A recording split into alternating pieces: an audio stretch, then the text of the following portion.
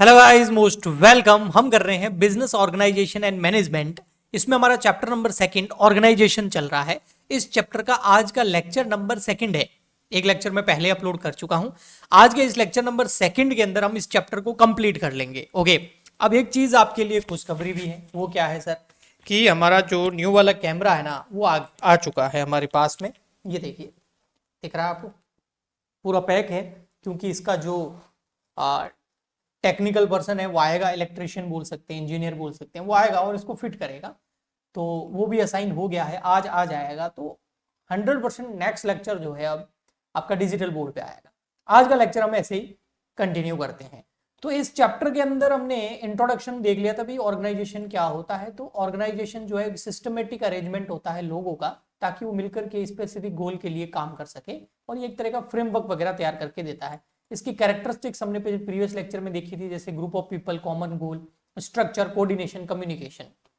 उसके बाद हमने ये देखा भाई कौन कौन लोग होते हैं जो स्टेक होल्डर्स जो होते हैं, ऑर्गेनाइजेशन से इंटरेस्टेड होते हैं, जिसमें ऑनर होता है प्रॉफिट वगैरह के लिए, एम्प्लॉय सैलरी, रेमुनरेशन के लिए, कस्टमर अच्छी क्वालिटी का प्रोडक्ट रीजनेबल प्राइस पे मिल जाए, गवर्नमेंट जो है टैक्स वगैरह मिल जाए, लीगल कंप्लाइंसेस पूरी हो जाए, सोसाइटी जो है इथिकल बिहेवियर या एनवायरमेंटल रेस्पॉन्सिबिलिटी, CSR पर काम देखती है। ओके, फिर हमने इसका स्कोप भी देखा था। स्कोप ऑफ ऑर्गेनाइजेशन के अंदर एक बिजनेस ऑर्गेनाइजेशन होता है, नॉन बिजनेस ऑर्गेनाइजेशन होता है, government organization, international organization and social and religious organizations. ठीक है, आज हम आगे बढ़ते हैं और आज जो हमारा टॉपिक है वो है सबसे first, forms of an organization. एक ऑर्गेनाइजेशन के क्या क्या फॉर्म्स होते हैं। फॉर्म्स का मतलब आप टाइप समझ सकते हैं। तो सबसे फर्स्ट जो ऑर्गेनाइजेशन है जिसमें हम लीगल स्ट्रक्चर की बात कर रहे हैं, फॉर्म मतलब, ठीक है, और ये बिजनेस ऑर्गेनाइजेशन के फॉर्म। ठीक है, वैसे ऑर्गेनाइजेशन का स्कोप हमने देखा था ना, तो बिजनेस ऑर्गेनाइजेशन भी होते हैं, non business organization, social organization, religious organization, political organization, बहुत तरह के होते हैं ना। बट हम यहाँ पर ओनली किसको देख रहे हैं? बिजनेस ऑर्गेनाइजेशन जो है उसके फॉर्म्स, उसके टाइप्स को देख रहे हैं। उसमें सबसे फर्स्ट आता है आपका सोल प्रोपराइटरशिप। सोल प्रोपराइटरशिप क्या है? आपको अपने घर के आसपास में जितनी भी छोटी मोटी दुकानें दिख रही है, ये सब सोल प्रोपराइटरशिप होती है। इसमें एक ही ऑनर होता है और लिमिटेड पर्सन ऑफ एम्प्लॉइज उसमें काम करते हैं, और कुछ में करते भी नहीं। अकेला ऑनर जो होता है वही संभालता है, सारे डिसीजन वही लेता है। तो 1 पर्सन ओनरशिप एंड कंट्रोल, पूरा डिसीजन वही लेता है। एक जने की ओनरशिप होती है, वही डिसीजन लेता है, उसके पास ही पावर होती है सारी, उसके पास ही रेस्पॉन्सिबिलिटी होती है। ज्यादा से ज्यादा थोड़े बहुत लोग काम करने वाले होते हैं एम्प्लॉइज के, अगर उसका बिजनेस थोड़ा बड़ा है तो। क्विक डिसीजन होते हैं, इससे डायरेक्ट प्रॉफिट उस एक व्यक्ति के हाथ में जाता है। अनलिमिटेड लाइबिलिटी होती है, अगर बिजनेस डूब गया, बैंकों से लोन वगैरह ले रखा है, तो उस बंदे को अपना घर वगैरह भी बेच करके जो है लोन पे करना पड़ेगा। तो लाइबिलिटी जो है वो उस पर्सन की अनलिमिटेड होती है। जैसे local kirana store and tea stalls जो हम देखते हैं, वो सारे के सारे क्या होते हैं? सोल प्रोपराइटरशिप होते हैं। इससे थोड़े ऊपर लेवल पे चले जाए तो हमको मिलती है पार्टनरशिप फर्म्स। अब पार्टनरशिप फर्म में क्या होती है भाई? यहाँ पर एक ओनर नहीं होता है, ज्यादा ओनर होते हैं। हम पढ़ते ही हैं पार्टनरशिप एक्ट 1930, ठीक है, बिजनेस लॉ के अंदर। तो इसमें दो या दो से अधिक बंदे होते हैं जो काम करते हैं। मैक्सिमम जो मिनिमम पार्टनर है वो कम से कम 2 होने चाहिए, और मैक्सिमम जो है वो 50 होने चाहिए, as per partnership Indian partnership act 1932 के हिसाब से। इसमें प्रॉफिट शेयर होता है, रेस्पॉन्सिबिलिटी पावर भी शेयर होती है, लेकिन इन सबकी भी लाइबिलिटी अनलिमिटेड ही होती है। इसका मतलब ये है, जो उन्होंने पैसा लगाया है, अगर बिजनेस डूबा तो वो तो जाएगा ही जाएगा। अगर लोन वगैरह ज्यादा ले रखे हैं तो इन पार्टनर से इनका अपना घर वगैरह बेच करके भी इनको जो है लोन का पेमेंट करना पड़ेगा। लेकिन यहाँ पर जो लाइबिलिटी है वो शेयर हो जाती है, जितने पार्टनर तो लाइबिलिटी भी उतने पार्ट्स में डिवाइड हो जाती है। ओके, ठीक। जैसे CA फर्म्स होती है अधिकतर पार्टनरशिप के अंदर।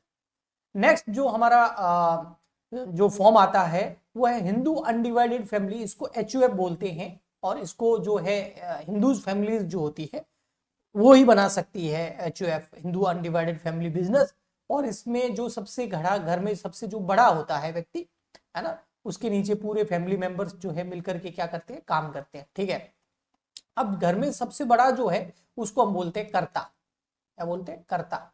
यही सारे डिसीजंस लेता है, बड़े बड़े डिसीजन लेता है, इसके बहुत बहुत सारी पावर होती है, और बाकी सब इसके फैमिली मेंबर ही होते हैं, और ये सब मिलकर के एक बिजनेस को चलाते हैं, जिसको हिंदू अनडिवाइडेड फैमिलीज बिजनेस या HUF बिजनेस बोलते हैं। और इसके ऊपर जो है हिंदू लॉ लगता है।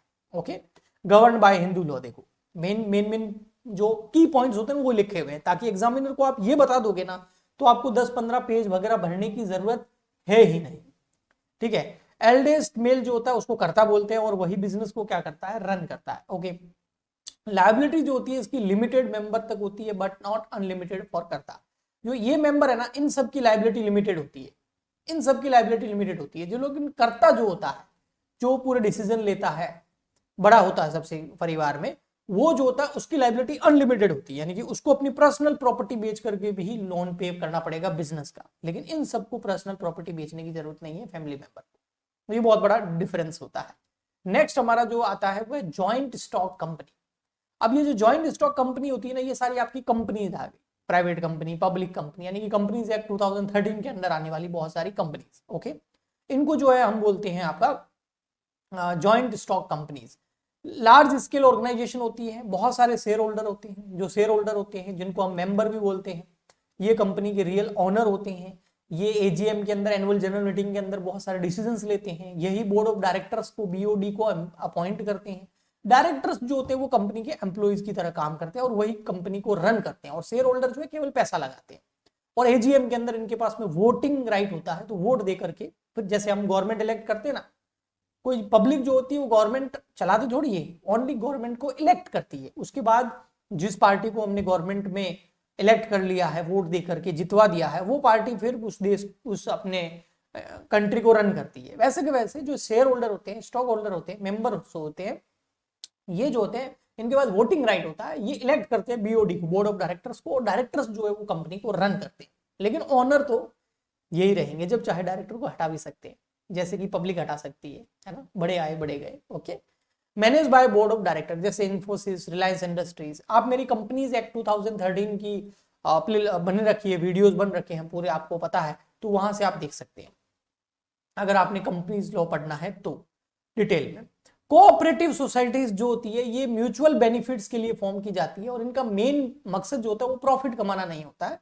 ये एक डेमोक्रेटिक सोसाइटी होती है जिसमें 10-15 मेंबर होते हैं, अधिकतर मॉल वगैरह में बनती है कोऑपरेटिव सोसाइटीज, और इनका जो काम है वो प्रॉफिट कमाना नहीं है, जबकि सर्विस देना है। फोकस ऑन सर्विस होता है कि लोगों को सर्विस देना है, उस सोसाइटी के मेंबर्स की हेल्प करनी होती है। जैसे अमूल मिल्क कोऑपरेटिव और आईएफएफसीयू जो है, ये एग्जाम्पल है कोऑपरेटिव सोसाइटीज के, इनके पास वोटिंग राइट होता है। अब हम बात करते हैं बिजनेस फॉर्मेट्स की। देखो बिजनेस फॉर्मेट आज के टाइम में दो तरीके के, दो नहीं तीन तरीके के एक्चुअल में हम देखा जाए तो मोटा मोटी हम बोलते हैं ऑफलाइन और ऑनलाइन। ऑफलाइन में क्या हो, मार्केट में जाओ किसी दुकान पर, वहां से सामान खरीद के लेके आ जाओ, ये ऑफलाइन हो गया। ऑनलाइन में आपने ऐप डाउनलोड किया, वेबसाइट पे गए और आपने ऑर्डर कर दिया, गुड्स आपके घर पे डिलीवर हो जाएगा। आप ऑनलाइन पेमेंट या कैश ऑन सीओडी कर सकते हैं, ये दोनों ही चीजें आप करते होंगे आज के टाइम में, तो ओके। तो वही फॉर्मेट यहां पर बताया जा रहा है, ठीक है। तो जो बिजनेस फॉर्मेट है उसके टाइप्स जो है ये इंपॉर्टेंट है, एग्जाम में आते हैं। इसमें एक तो होता है ब्रिक एंड मोर्टर, ये क्या होता है, ट्रेडिशनल फिजिकल शॉप्स जो होती है। अब बस सेम वही है जो हम आसपास की दुकानें हैं या बाजार है ना, या कोई बिग बाजार है, किराना स्टोर है, वहां जाते हैं सामान खरीदते हैं। तो ये जो बिजनेस हो सकते हैं इनको बोलते हैं ब्रिक एंड मोर्टर। ये ओनली फिजिकल शॉप्स होती है, जाके सामान फिजिकली लेना होगा, पेमेंट करना होगा, फ्री, ओके। नेक्स्ट आते हैं क्लिक ओनली, यानी कि जो ऑनलाइन मोड पे होते हैं, जैसे अमेजन, फ्लिपकार्ट, बहुत सारी है ना, और मीशो वीसो, आजकल बहुत सारी चीजें हो गई है। तो ऑनलाइन इंटरनेट के थ्रू जो है, ये जैसे मैंने जो ये कैमरा मंगाया है, ये वाला जो बताया, ये भी मैंने ऑनलाइन ही मंगाया है, ठीक है, ओके। तो ये ऑनलाइन यानी क्लिक ओनली इनको बोलते हैं, ये भी बिजनेस फॉर्मेट का एक टाइप है। फिर आता है ब्रिक्स एंड क्लिक, ये दोनों होता है, बहुत फिजिकल भी है ऑनलाइन भी है। बहुत सारे बिजनेसेस ऐसे हैं जिनके बड़े बड़े शोरूम बन रखे हैं, आप जाके वहां से फिजिकली भी ले सकते हो या फिर ऑनलाइन भी ऑर्डर कर सकते हो। तो दोनों बोथ मॉडल पर ये काम करता है, जैसे क्रोमा, तनिष्क, रिलायंस डिजिटल, ओके, ठीक। इनके बीच में डिफरेंस आपको दे रखा है। ब्रिक एंड ओनली जो स्टोर होता है वो लोकल शॉप होती है, और क्लिक ओनली पे ओनली ऑनलाइन बाय करना होता है, जैसे मंत्रा, अमेजन, फ्लिपकार्ट, मीशो वीसो जो भी है। ब्रिक एंड क्लिक स्टोर और ऑनलाइन दोनों होता है, ठीक है। फिर आता है ये ई कॉमर्स। क्या होता है ई कॉमर्स, मतलब जो इलेक्ट्रॉनिक कॉमर्स होता है, इलेक्ट्रॉनिक जो लेन देन होता है, जब हम परचेज या सेल करते हैं गुड्स या सर्विसेज को इंटरनेट के थ्रू, तो उसको ई कॉमर्स बोलते हैं। इसको ज्यादा कॉम्प्लिकेट बनाने की जरूरत नहीं, बहुत ईजी है। जब भी हम कुछ बाय करते हैं, सेल करते हैं गुड्स एंड सर्विसेज को over the internet, that is e commerce, बस सिंपल। यहाँ पर किसी फिजिकल स्टोर की नीड नहीं होती है, कस्टमर को कहीं फिजिकल स्टोर पे जाने की जरूरत नहीं होती। 24/7 ऐसा होती है। आप ऑनलाइन जो भी शॉपिंग करते हैं कभी भी कर सकते हैं, रात को 1 बजे, 12 बजे, 2 बजे, सुबह 4 बजे, कभी भी ऑर्डर कर सकते हैं। जैसे जो हमारी ऐप है उसमें आप कोर्सेज कभी भी कर सकते हैं, वो भी एक तरीके का यही है, ऑनलाइन सर्विसेज प्रोवाइड की जा रही है, इसको ई कॉमर्स बोलते हैं। वाइड रेंज रीच होती है ना। जैसे एक आप एग्जाम्पल सोच के देखिए, आपके आसपास में भी कोई कोचिंग इंस्टीट्यूट होगा जो ऑफलाइन पढ़ाते होंगे बीकॉम या बीबीए, तो आप वहां देखते होंगे ओनली 2-4 किलोमीटर के बच्चे आते होंगे। अब यहाँ सर आपके जो है वो तो ऑनलाइन पढ़ाते हैं पूरे इंडिया लेवल पर, तो न जाने कौन से स्टेट के कौन से गांव के, जहां जहां इंटरनेट की पहुंच है वहां के स्टूडेंट आते हैं और पढ़ते हैं। तो वाइड रीच, ज्यादा लोगों तक सर्विस आप पहुंचा सकते हैं। ओके, ठीक है। डिजिटल पेमेंट होता है, बिल्कुल आपको पता ही है। ओके जी, ठीक। फिर आता है हमारा लास्ट टॉपिक है इस चैप्टर का, फ्रेंचाइजिंग। फ्रेंचाइजिंग का मतलब क्या होता है, जब एक बिजनेस बहुत अच्छा चलने लग जाता है तो अब वो बिजनेस ओनर सोचता है कि क्यों ना दूसरी सिटीज के अंदर भी सेम बिजनेस करूं, पर उसको लगता है यार इतना तो मैं इन्वेस्ट कहां से करूंगा, बिल्डिंग्स और उनको मैनेज करना बहुत मुश्किल हो जाता है। तो वो दूसरी सिटी के किसी आदमी को पकड़ता है और उसको बोलता है जो हमारा ये स्टोर बना हुआ है सेम ऐसा का ऐसा स्टोर बनाना, ऐसा फॉर्मेट बनाना, और इस जो हम प्रोडक्ट की क्वालिटी प्रोवाइड कर रहे हैं वो तुमको देनी है, वैसी ही सर्विस देनी है, सेम मॉडल पे बनाना है, तुम वहां पर बिजनेस करो, बस जितना सेल होगा उसका कुछ परसेंटेज हमको एज ए रॉयल्टी दे दो। इस तरीके से फ्रेंचाइजी, जैसे मैकडोनल्ड्स वगैरह जो है, इन सब की फ्रेंचाइजी मॉडल पे ये काम करते हैं। ठीक है, तो पूरी दुनिया में आप फैला सकते हो अपने बिजनेस को, अगर आपका बिजनेस का प्रोडक्ट में दम है, सर्विस में दम है, और आप ब्रांड के साथ कोई कॉम्प्रोमाइज नहीं करते हैं, तो ये बिजनेस बहुत सक्सेसफुल हो सकता है, ये franchisee model. An arrangement where brand owner, जो ब्रांड ओनर है, फ्रेंचाइजर है, अलाउ आ लोकल बिजनेसमैन, जिसको हम फ्रेंचाइजी बोलते हैं, use its brand name and format. जो उसका स्ट्रक्चर है, फॉर्मेट है, उसका ब्रांड नेम है, वो पूरा यूज किया जाता है। फ्रेंचाइजी यूज करता है, फ्रेंचाइजर परमिशन देता है, और फ्रेंचाइजी जो भी सेल करेगा उसका कुछ percentage as a royalty franchiser को यानी कि ब्रांड ओनर को पे करेगा। तो फिक्स एग्रीमेंट होता है, कॉन्ट्रैक्ट होता है, फ्रेंचाइजी जो है रॉयल्टी पे की जाती है इसके अंदर, और ब्रांड इंश्योर करता है स्टैंडर्ड क्वालिटी एंड सर्विस। मतलब जो ब्रांड ओनर होता है ना, फ्रेंचाइजर, वो क्वालिटी और स्टैंडर्ड्स के साथ में, सर्विस के साथ में कॉम्प्रोमाइज नहीं करेगा, उसको वो सब चाहिए, है ना। प्रोडक्ट वही होना चाहिए जो वो भी प्रोवाइड करा है, क्योंकि ब्रांड वहां पर खराब हो जाती है ना, और इसके बदले में फिर उसको रॉयल्टी मिलती है।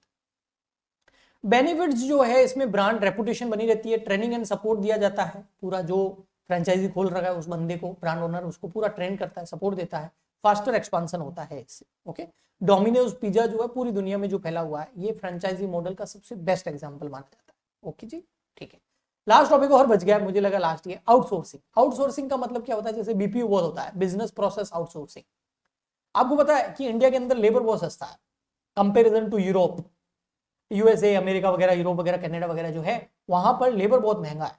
हाँ जी बिल्कुल, वहां पर हालात ये है कि आप अपने घर पे कोई सर्वेंट तक रख नहीं सकते, क्योंकि वो उसको बहुत पैसे देने पड़ेंगे, पॉपुलेशन कम है ना वहाँ, और आजकल तो स्किल भी कम हो रही है उधर की, इंडियंस आगे बढ़ रहे हैं। तो है क्या कि वहां की जो कंपनी है, अगर वो अपने वहीं पर भी कोई काम करवाए, जैसे उसको अकाउंटिंग का काम कराना है जो सर्विस से रिलेटेड होते हैं, कॉल सेंटर खोलना है, और अगर वो अमेरिका के अंदर, यूएसए के अंदर, या फिर यूरोप के अंदर कोई कंट्री है जो वहाँ कंपनी है कोई, और वो अपनी कंट्री में ही कोई कॉल सेंटर खोलती है या अकाउंटिंग का काम करवा देती है, तो उनको बहुत महंगा पड़ेगा, क्योंकि वहां पर जो एम्प्लॉय रखे जाएंगे उनको बहुत ज्यादा पेमेंट करना पड़ेगा, वहां सैलरीज ज्यादा पे करनी पड़ती है, महंगा है वहां पर लेबर। तो वो लोग क्या करते हैं, ये काम जो है अदर कंट्री से करवाते हैं, जैसे एशिया की बहुत सारी कंट्रीज है, जैसे इंडिया से बहुत करवाते हैं, पाकिस्तान से भी करवाते हैं, तो उनको क्या करते हैं, ये आउटसोर्सिंग कर देते हैं कि भाई कंपनी यूरोप के अंदर है, उन्होंने अपना अकाउंटिंग का काम यहाँ किसी फर्म को दे दिया, और उस फर्म ने यहाँ पर जो है लेबर को रखा, सस्ते में काम करवा के उनको दे दिया, तो उनको बहुत ज्यादा सस्ता पड़ता है, तो इसलिए इसको बोलते हैं आउटसोर्सिंग। देखना जो पढ़ाऊंगा वो यही होगा। हायरिंग एक्सटर्नल एजेंसीज, कंपनी खुद नहीं करवाती, किसी दूसरे से करवाती। जैसे जो आईफोन है इसके बहुत सारे पार्ट्स, मुझे आइडिया तो नहीं है लेकिन आई थिंक 50% से ज्यादा पार्ट्स जो है यूएसए में नहीं बनते, चाइना वगैरह में इधर बनते, क्योंकि वहां पर उनको सस्ता पड़ता है। ओके, और उसके बाद वो असेंबल करके भेज देते हैं। अभी तो आईफोन इंडिया में भी बनने लग गए हैं ना। हायरिंग एक्सटर्नल एजेंसीज, कंपनी खुद नहीं करती, एक्सटर्नल एजेंसीज को या इंडिविजुअल्स को हायर करती है, और जो नॉन कोर फंक्शंस होते हैं बिजनेस के, जो इंपॉर्टेंट चीज कभी लीक नहीं करेगी, नॉन कोर फंक्शंस, जैसे अकाउंटिंग करवा दी, कॉल सेंटर खुलवा दिया, ये सब है ना, कस्टमर केयर जो सपोर्ट है वो करवा दिया। तो कॉमन आउटसोर्सिंग फंक्शंस जो होते हैं, कस्टमर सपोर्ट, कॉल सेंटर्स, आपको पता है इंडिया में बहुत सारे नाइट में लोग काम करते हैं, अब इंडिया तो बंद होता है, वो बाहर यूरोप के अंदर तो वहां दिन होता है ना, तो वो कॉल सेंटर पे काम करते हैं, इंग्लिश अच्छी आती है तो आपकी आराम से जॉब लग जाती है। Payroll, HR services, IT services, video editing और मार्केटिंग भी आजकल ऑनलाइन होने लग गया है। ओके जी, ठीक है। तो ये होता है आपका आउटसोर्सिंग। इसके साथ ही हमारा ये चैप्टर कंप्लीट हो गया है। नेक्स्ट लेक्चर में हम चैप्टर नंबर 3 स्टार्ट करेंगे और आई होप हम चैप्टर नंबर 3 डिजिटल बोर्ड पे करेंगे। तो मिलते हैं नेक्स्ट लेक्चर में। आज के लिए इतना ही, तब तक के लिए गुड बाय।